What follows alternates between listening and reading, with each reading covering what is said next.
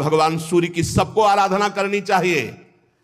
जो सूर्य भगवान की आराधना नहीं करते उनका तेज, आयु, श्री, कांति सब नष्ट हो जाता है। ये जो सुबह सोते रहते हैं ना 9 बजे तक, कैसा जीवन। अरे भुवन भास्कर भगवान आ रहे हैं, कम से कम उठ जाओ सैया से, इतना ही आदर करो, इतना ही आदर कर लो। उत्तम बात तो है कि नहा धो करके अर्घ दो, थोड़ी देर नाम जप करो। मनुष्य जीवन मिला है क्या? मरना है, मरना है। या आनंद के लिए आए हो, आनंद श्री जी के नाम रूप लीला धाम में, सोने में नहीं। सूर्य उदय सैया पर हो जाना बड़ा मंगलकारी है। इसलिए जिन जिन के कानों में शब्द पड़ रहे हो, अगर आप रात्रि जागरण करने की सेवा करते हैं, ड्यूटी देते हैं, तो आप सूर्य उदय के समय उठ जाइए और उनको प्रणाम करके फिर सो जाइए। पर सूर्य उदय होते समय आपका उठना अनिवार्य है। अगर ऐसा नहीं तो आपकी श्री, कीर्ति, शांति, मंगल, सुख सब नष्ट हो जाएंगे। देख लेना, आप देख लेना। ये जो तुम सोते हो ना, सूर्य उदय होता है ना, तुम्हारी बुद्धि को भ्रष्ट करता है। पक्का समझ लीजिए, पक्का। ये महापुरुषों के द्वारा स्थापित किया हुआ मार्ग। सूर्य उदय होते ही आप स्नान करके उनको अर्घ दीजिए, और जब नाम जप मंत्र जप करोगे तो बुद्धि को सत्य की तरफ ले जाते हैं। गायत्री का जो आखिरी अर्थ है उसका यही कि मेरी बुद्धिमहि, मेरी बुद्धि को सत्य की तरफ प्रेरित कीजिए, सत्य की तरफ प्रेरित कीजिए। पक्का बुद्धि भ्रष्ट हो जाती है जो सूर्य भगवान को अर्घ नहीं देता। सूर्य भगवान को अर्घ देना, सूर्य भगवान को प्रणाम करना, नमस्कार करना, ये बुद्धि को सत्य की तरफ ले जाता है। कैसे कैसे कार्य हो रहे हैं समाज में, कैसे कैसी घृणास्पद बातें हो रही, पूछो मत, पूछो मत। आप सब जानते हैं तो आप क्या नहीं सोच रहे कि ये बुद्धि भ्रष्ट क्यों इतनी हो रही है? ये बुद्धि भ्रष्ट, श्री, कीर्ति, वैभव सब नष्ट हो जाएगा। इसलिए मान लो हमारी प्रार्थना, आप रात की ड्यूटी करते हो तो घर वालों को बता दो कि सूर्योदय होने के पहले में जगा देना। जग जाओ, 5 मिनट हाथ जोड़कर नाम जप करो, प्रणाम करो। भगवान हमको ऐसी ड्यूटी लगाए हो कि अब हम भजन नहीं कर सकते, अब हम सोएंगे। फिर सो जाओ, बच जाओगे। नहीं ऐसे ऐसे अपराध बनेंगे कि बुद्धि काम ही नहीं करेगी। ये जो पुरुष सूर्य भगवान का अपमान करते हैं, उनकी आयु का नाश करते हुए आकाश में विचरण करते हैं। सूर्य की तरफ थूकना, लघु शंका करना, यह सब पशुवत आचरण। अब ज्ञान ही नहीं रह गया, ना शास्त्र सुनना है और न शास्त्र पढ़ना है। अब तो जो कुछ है वो मोबाइल है। अरे धर्म से चलो, भगवान का नाम जप करो, नमक रोटी खाओ, चैन से जियो। जीना नहीं आ रहा, जीना नहीं आ रहा। बेविचार प्रवृत्ति बढ़ती चली जा रही, धन लोलुपता बढ़ती चली जा रही, हिंसा बढ़ती चली है। क्यों? वासना में इतना भूत चढ़ गया है, कुछ ज्ञान नहीं।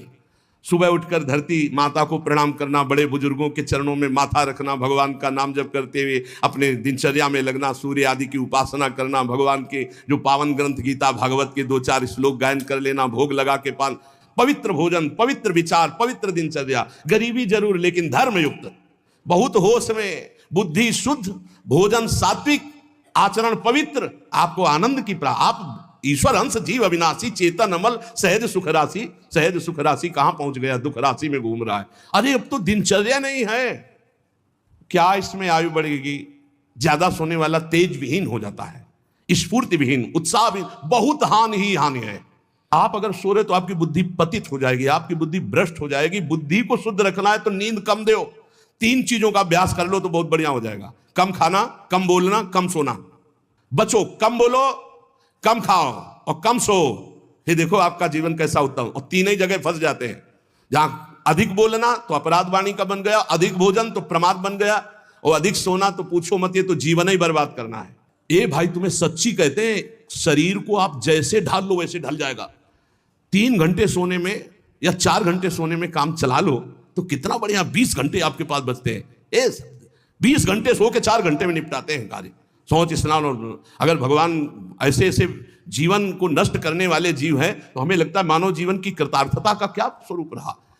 जो लोग भगवान सूर्य को अर्घ नहीं देते, नमस्कार नहीं करते, आदर नहीं करते, स्वाभाविक है उनकी आयु नष्ट हो जाती। जैसे वर्णन किया गया है कि अपने बड़े बुजुर्ग गुरुजन आ रहे हैं और आप उठकर नहीं खड़े हुए तो आपकी प्राण शक्ति कमजोर हो जाएगी।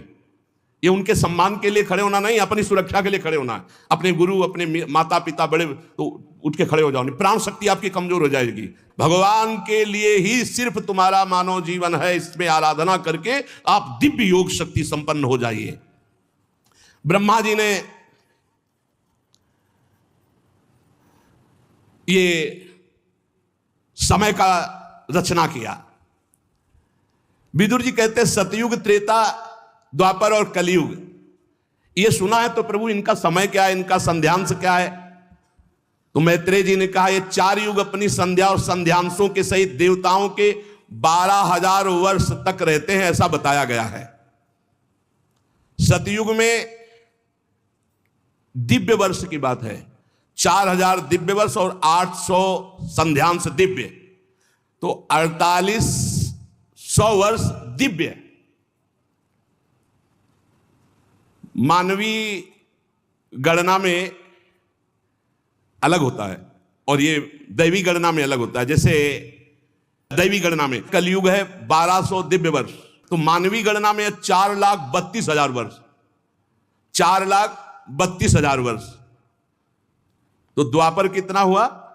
8,64,000 32 दूनी, तो 8,64,000 वर्ष द्वापर। इसका तिगुना त्रेता और इसका चौगुना सतयुग, ऐसा वर्णन है। ये 4 युग है। सतयुग के मनुष्यों में धर्म चारों चरण से रहता है, और फिर त्रेता युग में 1 चरण क्षीण होता है, फिर द्वापर में 2 चरण क्षीण होते हैं, कलयुग में 3 चरण क्षीण हो जाते, 1 चरण से चलता है धीरे धीरे। और जब ये चतुर्युगी 1000 बार चतुर्युगी बीत, तो ब्रह्मा जी की रात्रि आ जाती है। सबको समेट करके नाश करके ब्रह्मा जी अपनी दुकान समेट करके भगवान नारायण में लीन और शयन करते हैं। फिर 1000 चतुर्युगी के बाद फिर रचते हैं। ऐसे चलता है दिन रात, रात में सो गए, दिन में रच दिया। फिर जो पूरी ब्रह्मा जी की आयु होगी उसे महाप्रलय कहते हैं। कुछ नहीं, सब समाप्त। ब्रह्मा जी का जब तक दिन चलता है तब तक सृष्टि चलती है, जहां रात आती तो सब समेट लेते हैं। ब्रह्मा जी के एक दिन में 14 मनु बदलते हैं, एक दिन में 14 मनु। अरे बड़ा विचित्र खेल है। एक मनु का राज्यकाल जानते हो कितना होता है? 71 चतुर्युगी, 71 बार चतुर्युग, चारों युग व्यतीत हो जाएंगे तब एक मनु, और 14 मनु ब्रह्मा जी के एक दिन में बदलते हैं। प्रत्येक मनवंतर में सप्त ऋषि, देवता और इंद्र और गंधर्वराज ये सब बदल जाते हैं। ब्रह्मा जी के एक दिन में 14 मनु, 14 इंद्र, ये सब बदल जाते हैं। 14 इंद्र बनते हैं एक दिन में ब्रह्मा जी के। ये इसीलिए कि हमारा जीवन कितना है, एक मनवंतर में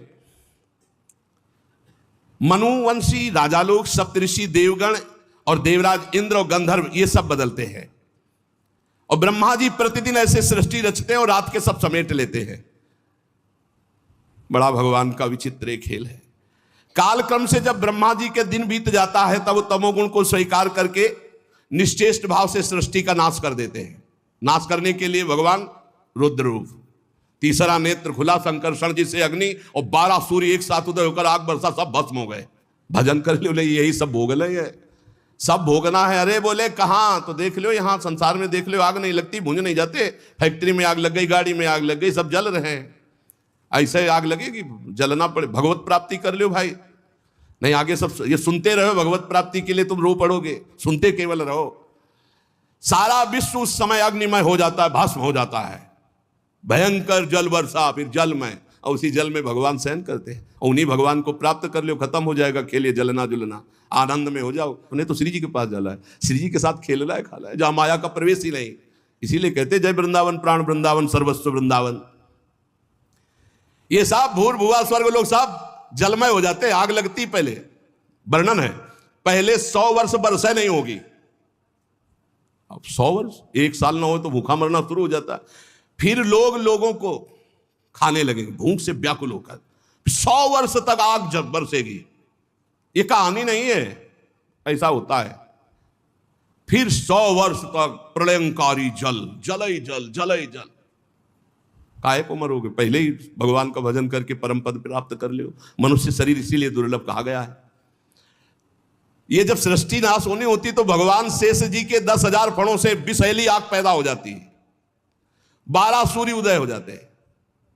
नीचे से संकर्षण और ऊपर से महादेव की तीसरा नेत्र खुल गया, भस्म होता सब चला जाओ। राधा राधा। तभी हम कहते हैं कसाई वाड़े में बंद हो काल के, भजन कर लो भजन, कुछ नहीं चलेगी तुम्हारी बादशाही, तुम्हारी ऐंठ, तुम्हारी छाती तान के चलना। बहुत सावधान, राधा राधा, परोपकार कर लो, मंगल कर लो, अच्छी कमाई कर लो, भगवान के पास चलो।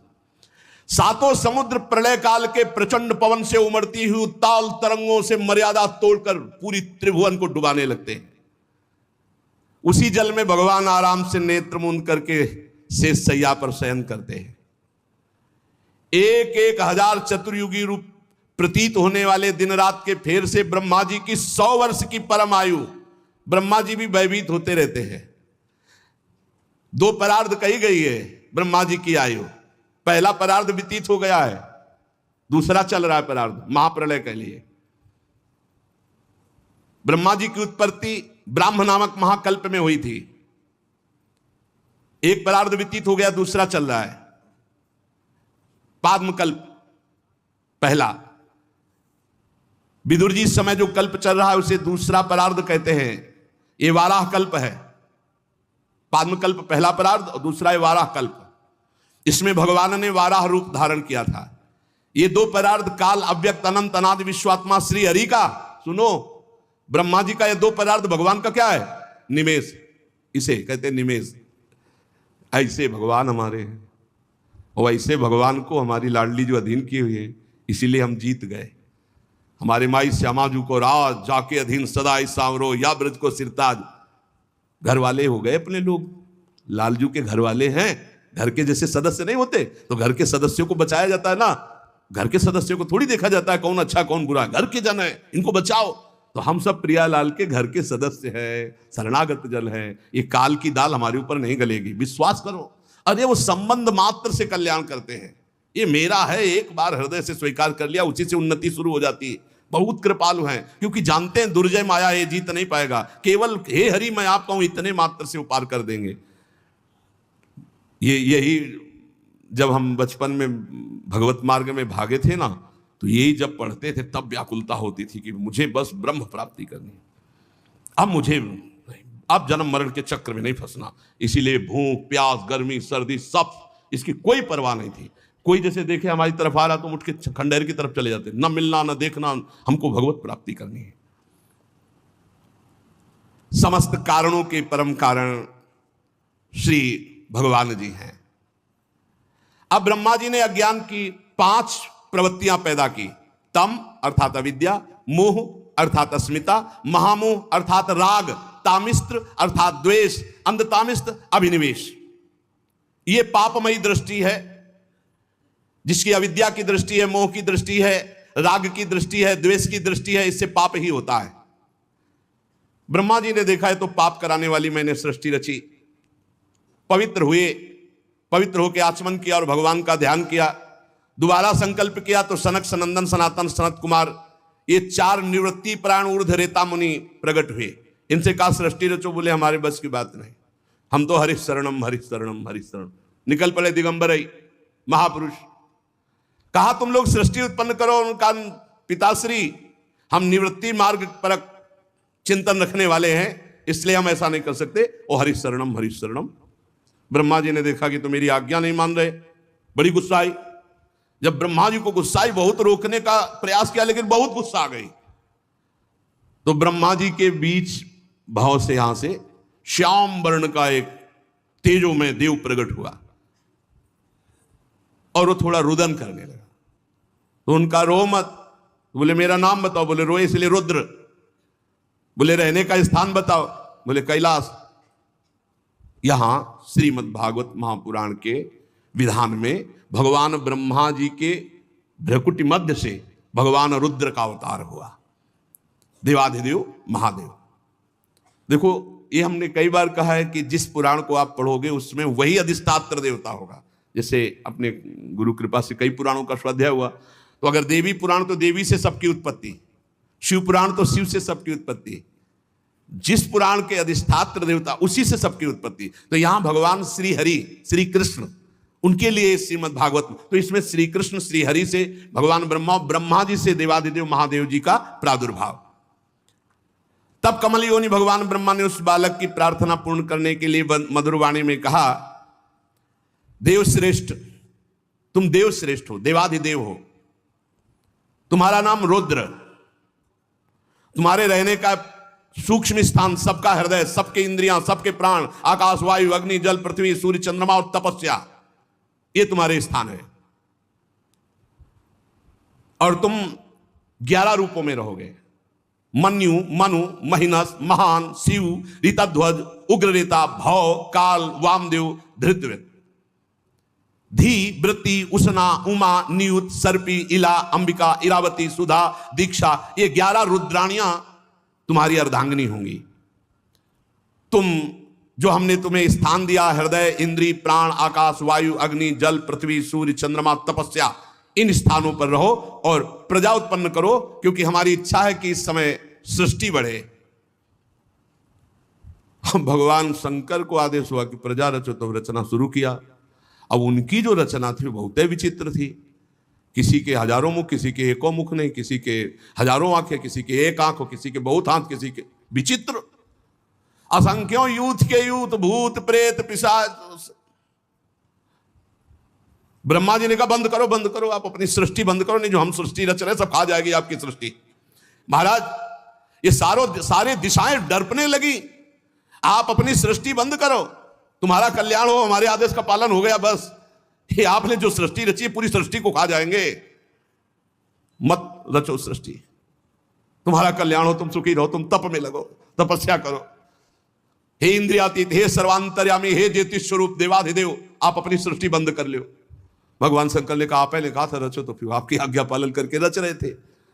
तब भगवान रुद्र ने कहा ठीक है, और वो समाधि में शंकर सहज स्वरूप संहारा, लाग समाधि अखंड 88 हजार वर्ष तक की समाधि देवादिदेव की। कलयुग में एक बहुत बड़ा गुण है, इसीलिए परीक्षित ने इसको मारा नहीं। इसमें मन से पाप करने पर कोई दंड नहीं मिलेगा। अन्य युगों में मन से भी मानसिक पाप का भी दंड मिलता था।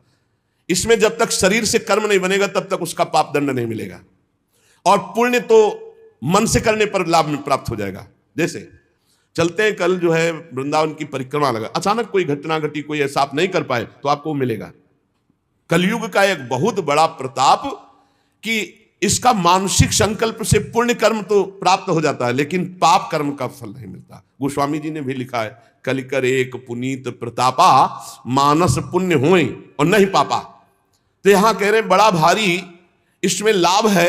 अगर मानसिक पाप का फल मिलता तो हमें लगता है कि नरक ही मिलता और कोई रास्ता ही नहीं रहता, क्योंकि मन तो गंदी गंदी बातें सोचता रहता है। परंतु पाप कर्म तभी लागू होगा जब शरीर से क्रिया होगी, संकल्प मात्र से नहीं। और ये कलयुग प्रमादी लोगों पर ज्यादा आक्रमण करता है, जो समय व्यर्थ करते हैं। नाम जप करो, भगवत लीला गायन करो। कभी कहां कलयुग है, कहां इस समय कलयुग है? जब भगवत चर्चा सुन रहे, भगवत नाम कीर्तन, भगवत भजन, तो अब बैठ के इधर उधर भोगों का चिंतन करोगे, गंदी बातों का। तो भगवान श्री कृष्ण चंद्रजू के चरण कमलों का मादक मधुर मधु संतों के संग से प्राप्त होता है। इसीलिए भगवत प्रेमी भक्तों के लव मात्र के सत्संग के समान ना स्वर्ग है ना मोक्ष है, फिर तुच्छ इन मृत्यु लोक के भोगों की तो बात ही क्या। महाराज, हम भगवान श्री कृष्ण की लीलाओं से भरे हुए पावन चरित्र को सुनना चाहते हैं। सूत जी ने कहा, अहो ताप महात्माओं के संग से आज मेरा जन्म धन्य हो गया, क्योंकि जब महापुरुषों से बातचीत करने का अवसर मिल जाता है तो सारे पाप नष्ट हो जाते हैं, हृदय पवित्र हो जाता है बातचीत मात्र से। वास्तव में अनंत भगवान की हम पर बड़ी कृपा है, जो आप 88,000 ऋषि बैठकर भगवत चर्चा सुन रहे हैं और बार बार प्रश्न करते हैं भगवान की लीला कथा का। भगवान के गुणों की क्षमता भी जब कोई नहीं कर सकता तो उनसे बढ़कर कोई हो ही कैसे सकता है। उनके गुणों की विशेषता समझाने के लिए इतना कह देना पर्याप्त है कि लक्ष्मी जी अपने को प्राप्त करने की इच्छा से प्रार्थना करने वाले ब्रह्मादि देवताओं को छोड़कर भगवान के ना चाहने पर भी उनके चरण कमलों की रच का सेवन करती है। ब्रह्मा जी ने भगवान के चरणों का प्रक्षालन करने के लिए जो जल समर्पित किया, वही जल गंगा जी के रूप में आज त्रिभुवन को पावन कर रहा है, और भगवान देवादिदेव महादेव अपने माथे पर उसे धारण किए हुए हैं। ऐसी अवस्था में त्रिभुवन में श्री कृष्ण के अतिरिक्त भगवान शब्द का दूसरा और क्या अर्थ हो सकता है?